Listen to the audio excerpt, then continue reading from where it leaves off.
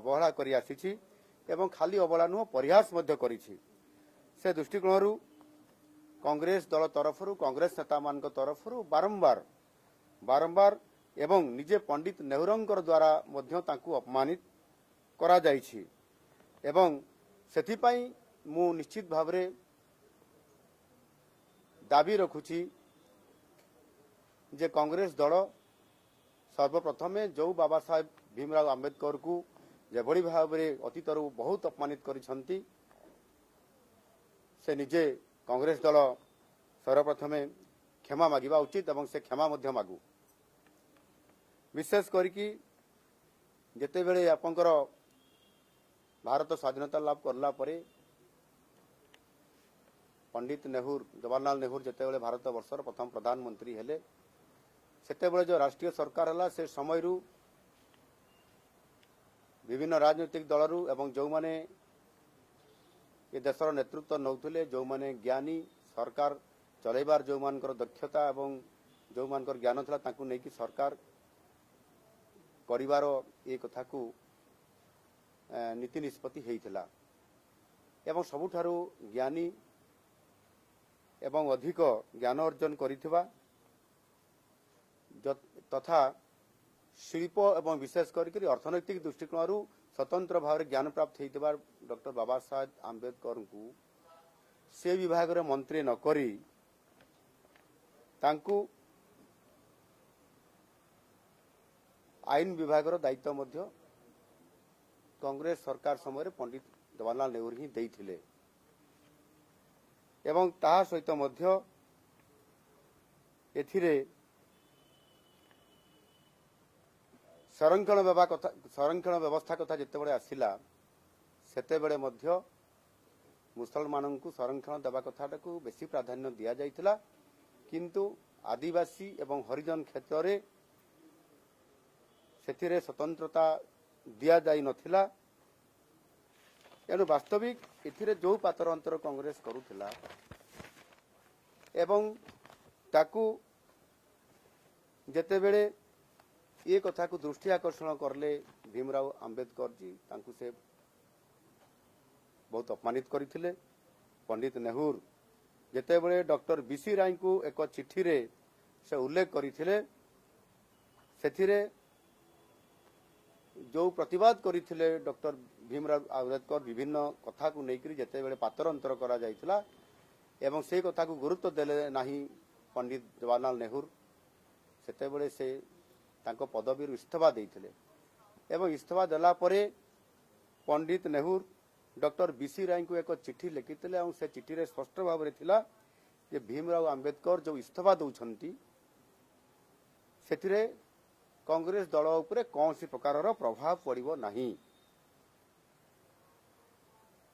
एवं आज कांग्रेस पार्टी किभली भाव रे डॉक्टर भीमराव आंबेडकर सपक्ष रे कथा कहउछंती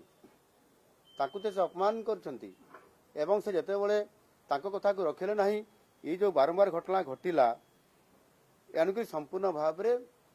कांग्रेस दल भीमराव आंबेडकर बाबा साहेब कर विरोध रे ही थिला। 1952 लोकसभा निर्वाचन रे एवं 1954 निर्वाचन रे बाबा साहेब आंबेडकर जेतेबेले निर्वाचन रे लड़ुतले तांको विरोध रे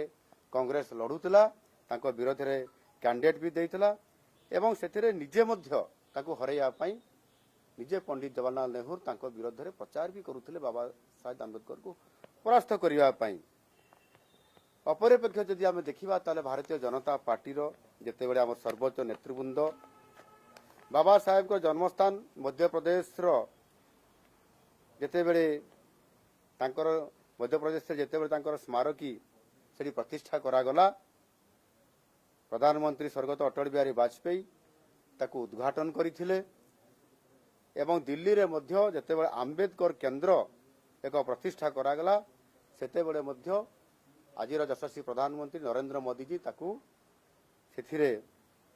आम सरकार आसिला परे मध्य ताकू निर्माण करथिले एवं ताहार उद्घाटन मध्य करथिले। एनु किए काहाकू सम्मान देबा कथा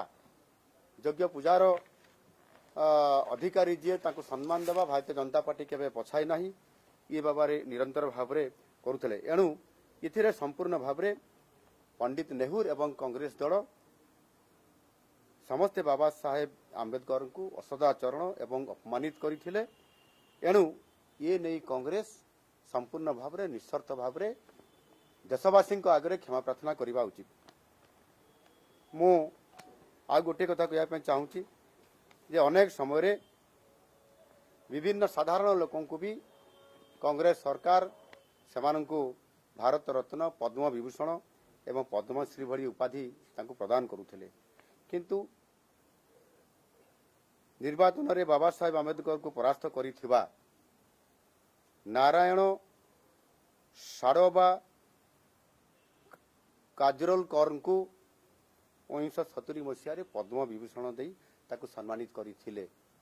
अर्थात बाबा साहेब आंबेडकर को जी हरई थिले से लोक पद्म विभूषण पुरस्कार पाइबे। ई प्रकार कांग्रेस सरकार विचित्र नीति आमे आज देखिया पाई पाउछंती एवं किबड़ी भाव में जड़े भारत वर्षर श्रेष्ठ व्यक्तित्व को तांको किबड़ी भाव से अपमानित करछंती। ए कथा मु आज कहया पाई एठी गणमाध्यम रे मध्य चाहूछि।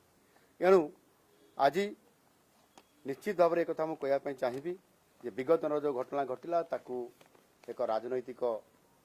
चक्रांत करी गृहमंत्री अमित शाह जो भाषण एक छोट विवृत्ति को नहीं जेभली भाव में ताकू विकृत करिसंती सेतिरे भारतवासी भल भाव जानिछंती जे अमित शाह आभिमुख्य कौन एवं भारतीय जनता पार्टी आभिमुख्य कौन अच्छी एवं किभली भाव में क्या सम्मान दि जाए से कथा भारतीय जनता पार्टी बेस ताकू भल भाव में जना अछि। वास्तव में राहुल गांधी एवं तांको दल जो माने बाबा साहेबंकर प्रति जो अतीत जो करा जाइथबा अपमान रो कलंक को जो माने बहन करुछंती आउ सेठी पई राहुल गांधी से सबु जो ड्रामाबाजी करुछंती से ड्रामाबाजी को से बंद करंतु एवं सुस्थ भाव से निजर जो जेभली भाव से इथिरे दल सहित सारा भारतीय लोक मानू बाबा साहेब आंबेडकर जेभली भाव से अतीत विकृत करुवा से दलर नेतृत्व नौथबा से क्षांत रहंतु एवं संपूर्ण भाव में ये जो नाटकबाजी कर से क्षांत रहंतु। निश्चित भाव में ये कथा लोक मैंने आगामी दिन में जानी से किभली भाव में व्यवहार करती आ लोक मैंने तार उचित जवाब देवे। धन्यवाद।